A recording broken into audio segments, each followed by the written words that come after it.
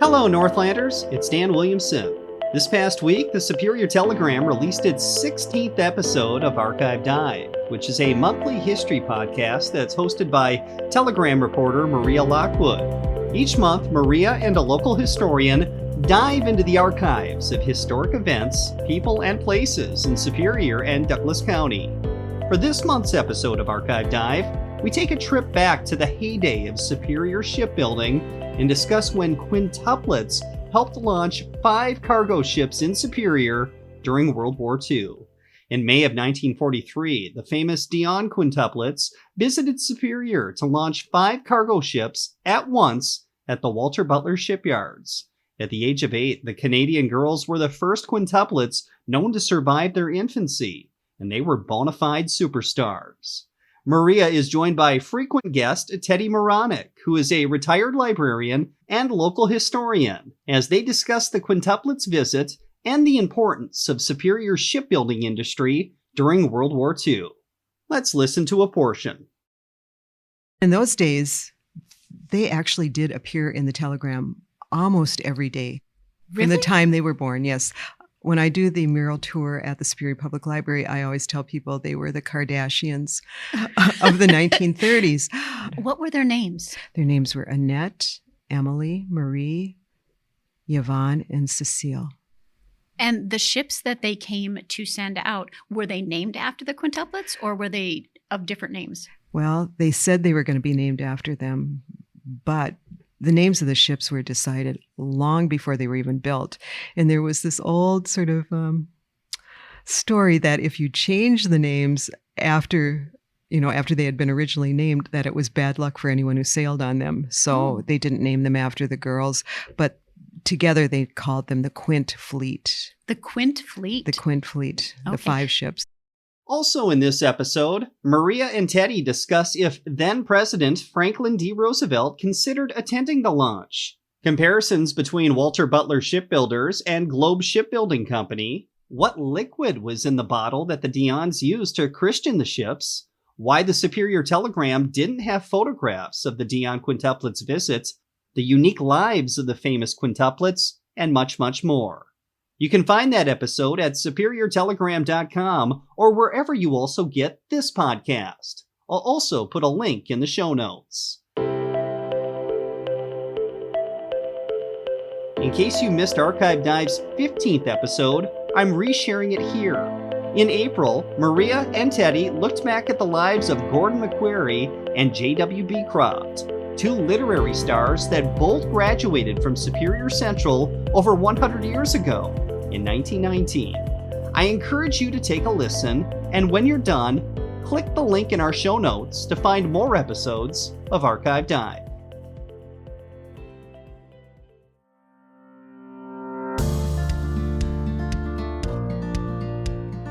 Hello, and welcome to Archive Dive. I'm Maria Lockwood, a reporter with the Superior Telegram. Each month, we dip into files on historic events, people, and places in Superior and Douglas County with local historians. Today's podcast focuses on 2 Central High School graduates who made a name for themselves in the literary arena. Gordon MacQuarrie was a newsman, a storyteller, and the nation's first outdoors writer. An avid hunter and fisherman, MacQuarrie is credited with establishing the modern school of outdoor writing.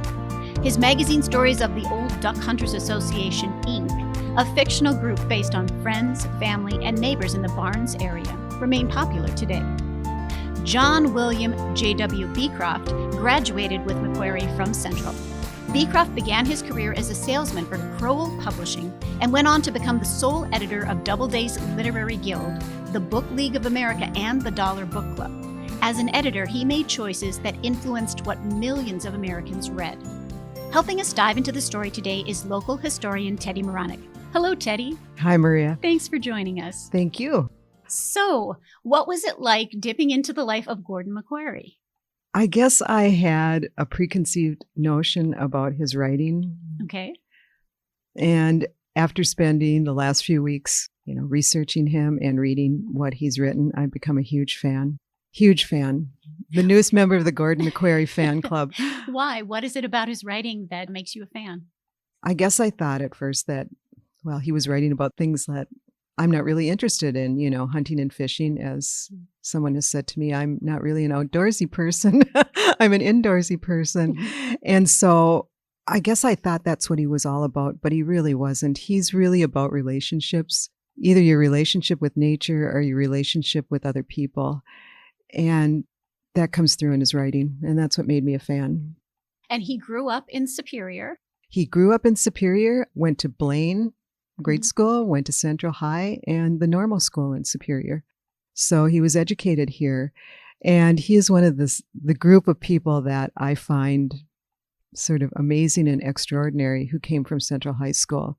If you dip into the history of Central, which I have along with Kathy Loxo to write our book about Central High School, it's amazing the number of what we would call famous people walked the halls of Central High School, and Gordon MacQuarrie was one of them, the class of 1919, which also included the other person we're going to talk about today. Was at that time he was known as William Beecroft, but we know him as J.W. Beecroft.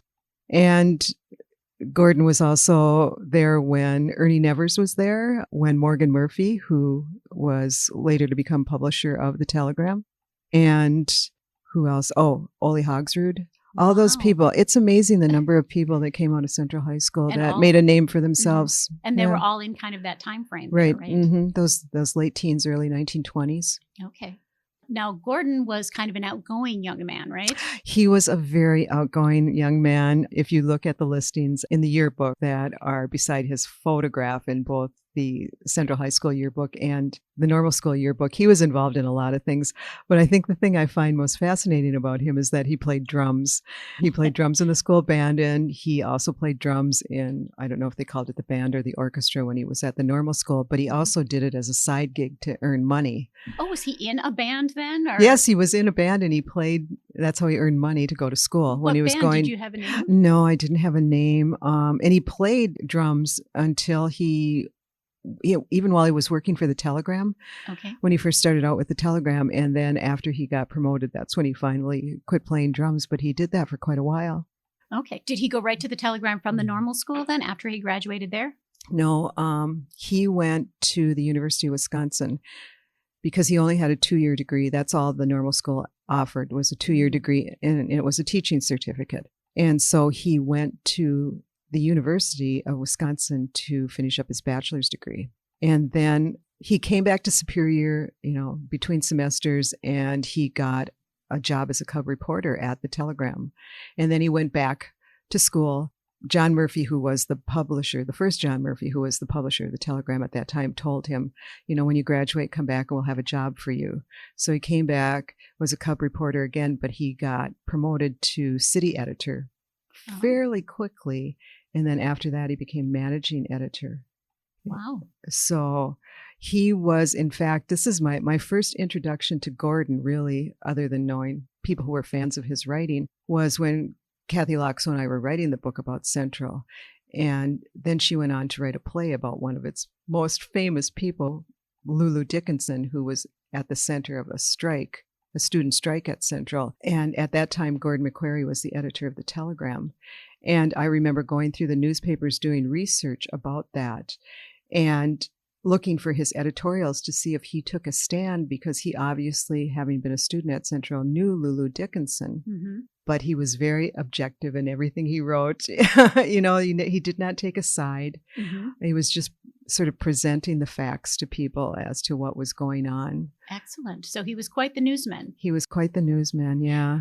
But his big claim to fame is when he went to work in Milwaukee, right? Right. Apparently, when he was working for the Telegram, he got job offers from all over the country.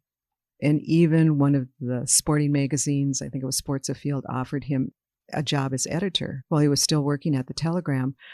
But he took the job in Milwaukee because they were going to make him the outdoors editor. And he was really the first person across the country to be what was called an outdoor writer. Apparently, they gave him a rousing send-off at the Telegram, though, when he left. I thought when I first looked through the newspaper, I didn't see anything about when he was leaving. And I thought, that seems odd. And I knew he was well-liked. But apparently, they published an in-house special edition about Gordon. Oh, no. And it was something like, I think the headline on the front page was "Rousing Send-Off for the unpooper.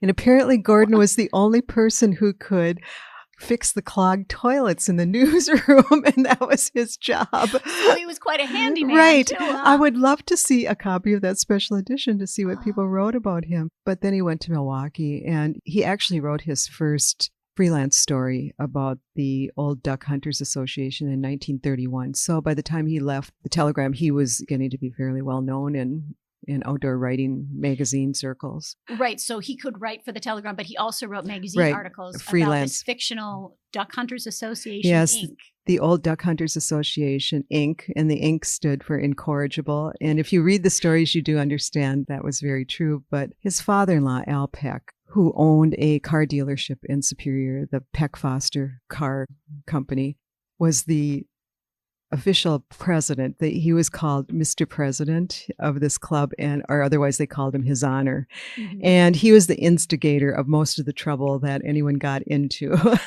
Okay. And that was the basis for it, was the trips that they took together, either fishing and hunting. Mm-hmm. Yes. And Al loved duck hunting, and he introduced Gordon to duck hunting. So, okay.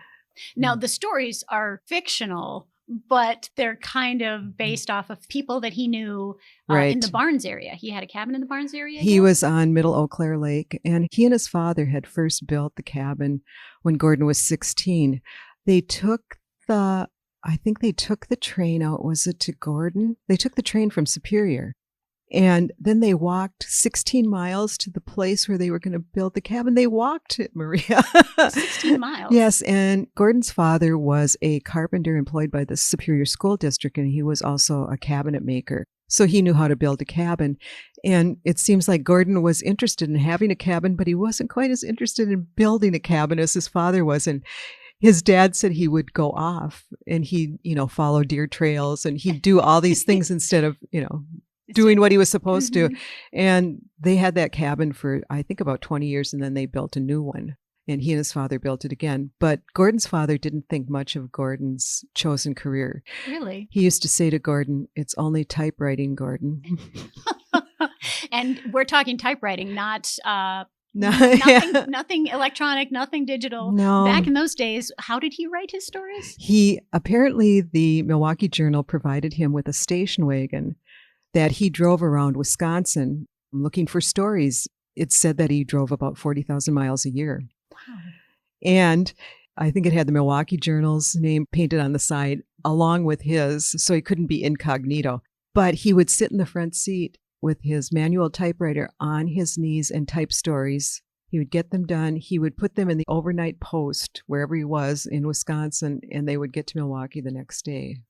Okay, so he was a roving reporter. He liked, I guess 40,000 miles was the average during his entire career, where he traveled, talked to everyone, very outgoing man. Awesome. Usually drummers are, I guess. Excellent. And now one of his stories even got turned into a children's book. Yes. Oh, this story actually made me cry when I read about it online. It was April of 1945, and a mother duck had decided to build her nest on pilings in the Milwaukee River. Mm-hmm. And Gordon found out about it, and he wrote a story about it, and it just took off like a wildfire. I think everyone was sick of, the war and all the sad news and all of that, and this was sort of a bright spot. And so Gordon followed this story as long as it took, to get the ducklings hatched. And one of the stories I just thought was so touching was one of the baby ducks fell into the water, and the bridge keepers got out in their boat and they went looking for this duck to save them. And they found him and put him back in the nest. And Gordon referred to her, he called her Gertie or Gertrude. She was Gertrude the duck. Okay. And a few years later, there was a book published, Gertie the Duck, that was published about the story. Gordon didn't write it. He had passed away by then, but they did put up a statue of Gertie. And it's still there on the pilings in the river.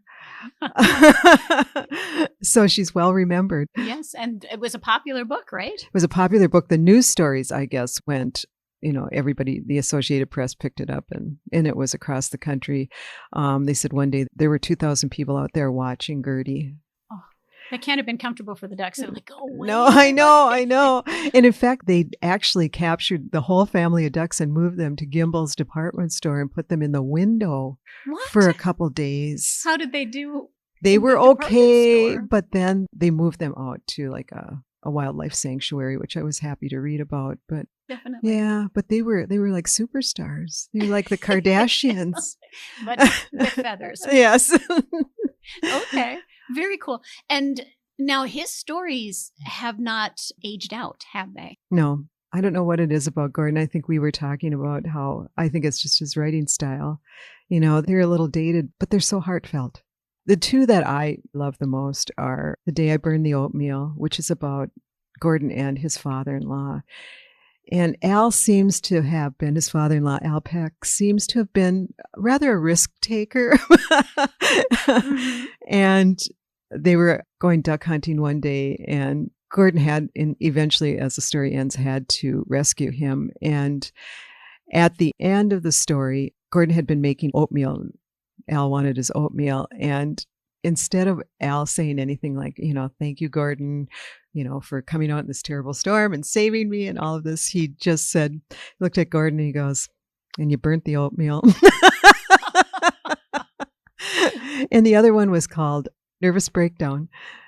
And I think that was written after Gordon had a series of tragedies in his life. His wife and his daughter both got tuberculosis and were in Middle River, which was the hospital that in Douglas County that took care of tuberculosis patients. And he was working in Milwaukee, so he had trekked back and forth to see them. Al had died, and his father had died too. And he wrote the story about a man who was involved in his job and wasn't the person he was, say, 20 years ago when he would go out and enjoy nature. So this guy decides to take a break from everything. He's just falling apart. He knows he's on the verge of a nervous breakdown, takes a train. I love this. Takes a train from Duluth up to the northern part of Minnesota. And I thought, wow, the days when you could do that. But he goes out and he spends 3 weeks in the wilderness, just being who he was before. Oh, wow. And you knew that Gordon was writing about himself. And I love those stories. I understand that his stories are popular, and I know down in Barnes they have an exhibit.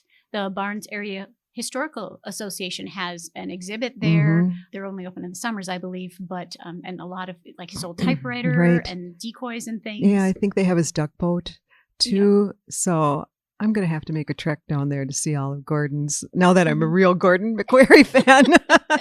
Right.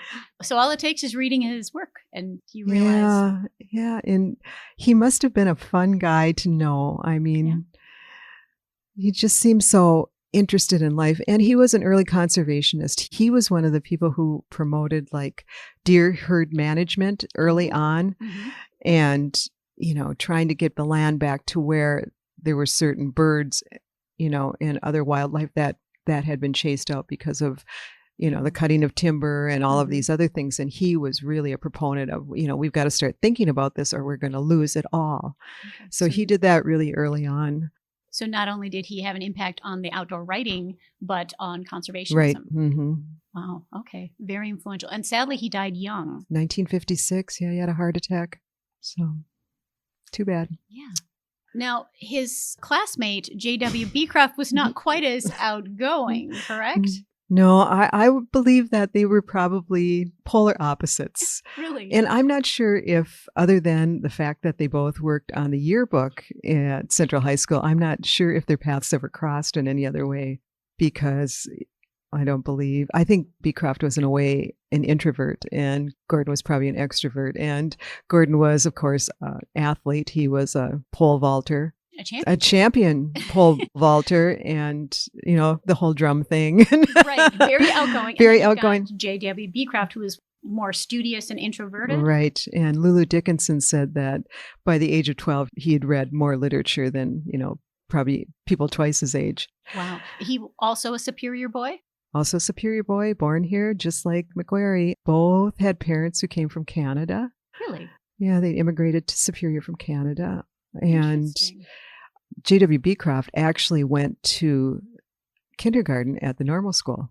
Oh. Because it was a teacher's training school and they had kindergarten classes there and he went to school there. And apparently then when he went on in school, he had trouble reading. Oh, really? Yes. And teachers mentioned this to his mother. And he told the story about how his mother would sit with him every day, and they would sit outside the house and she would help him with his reading, and they would move around the house as the sun moved. And he compared that to how in New York City that people were trying to get away from the sun because it was too hot. Where in Superior you were looking towards the sun because it was always so cold. So okay, but he graduated and he moved on to work in the editing industry. Right. Yeah, he and Gordon both graduated from the normal school, first Central, then the normal school. And Beecroft went to New York City and he went to Columbia University, where he finished his bachelor's. And I also read somewhere that he had a master's degree from Columbia also.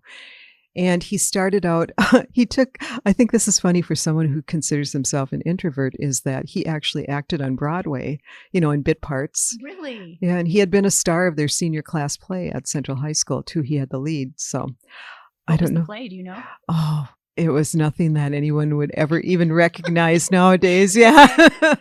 Sort of a melodrama, I guess. But he got rave reviews in the Telegram, so he must have done all right. Yeah. So to New York, had a couple bit parts, but was also going to school. He also went to school, and then he started working, I think, for the Literary Guild for a while, or he was in publishing. And then he took off and he went to Europe for a couple of years. He spent some time in France and Italy. And Lulu Dickinson, when he was in high school, convinced him that he should probably study French. So he took French language lessons from the nuns at St. Louis Catholic School in Superior. Oh, I didn't know we had French nuns here.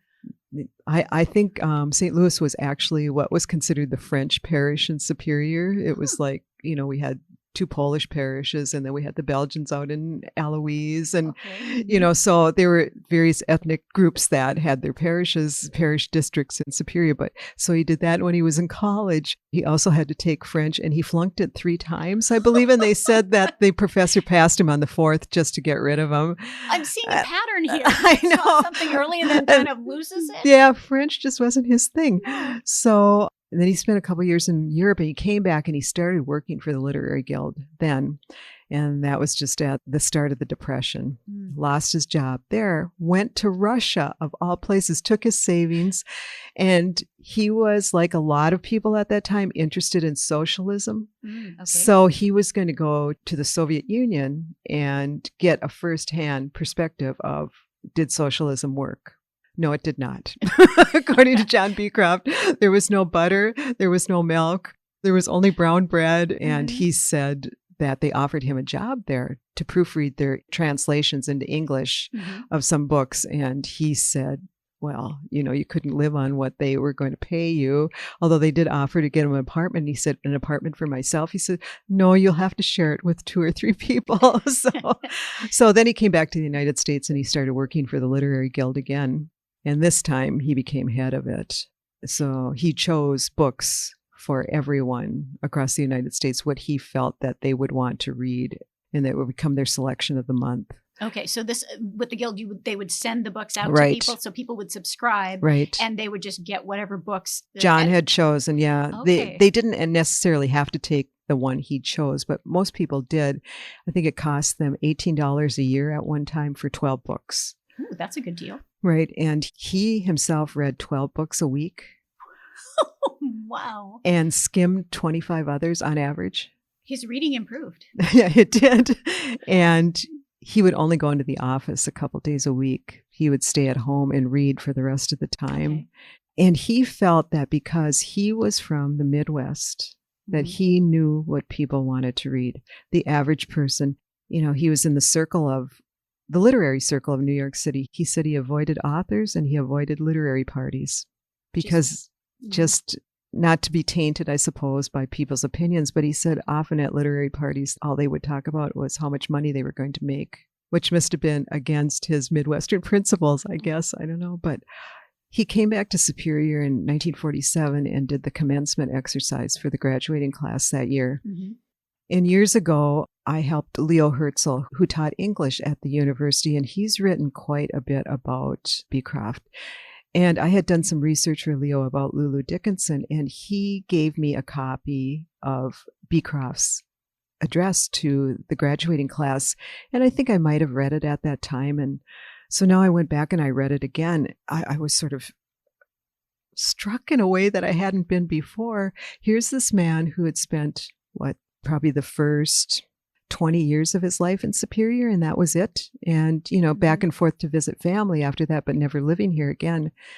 And during this address, all he could talk about was how important the lessons that he learned here in the beginning of his life, how important that the way Midwesterners lived and how they lived their lives, how important that was to him, and not only to him personally, but how he did his job, because he thought that he had a Midwestern sensibility that allowed him to know what people wanted to read. He wasn't going to make them read something that he thought would improve their lives. He wanted them to read for enjoyment. And he thought he was the perfect person to do this. And obviously he was. He did a fine job with the literary guilds. They had up to millions of subscribers at one point, right? At one time, they sent out 75,000 copies of books per day. Wow.